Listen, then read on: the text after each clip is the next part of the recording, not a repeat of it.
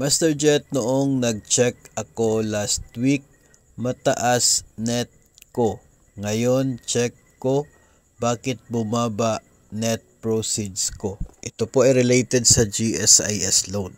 No, so last week, nag-check siya sa kanya pong GSIS touch. Mas mataas yung net proceeds compared po ngayon.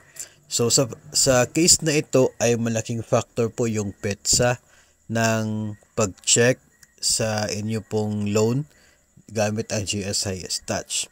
Kung last week po kayo nag-check, ibig sabihin po nun, yun po ay nangyari before 23rd of May. So kapag nangyari po kasi ganun, for example, May 20, nag-check ka, nag-inquire ka na pwede mo maging net proceeds. Kung May 20, ang deduction sa loan for the advance interest ay from May 20 lamang hanggang sa May 31.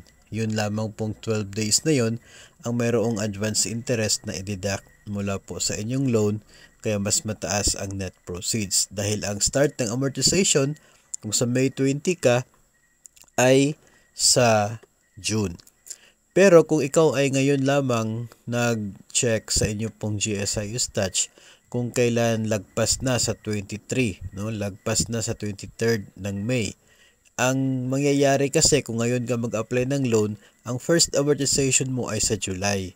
No? So kung July yung amortization, ibig sabihin on your application, ang ibabawas po for the advance interest ay from ngayon hanggang sa darating na June 30.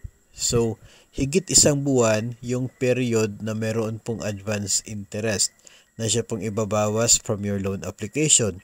Mas mahabang period ng mayroong advance interest, mas malaki po yung deduction, kaya mas maliit ang net proceeds. So kung gusto po ninyo na ma-maximize yung net proceeds po ng inyong loan sa GSIS, ay mabuti po na doon tayo mag-apply before the 23rd of the month, no?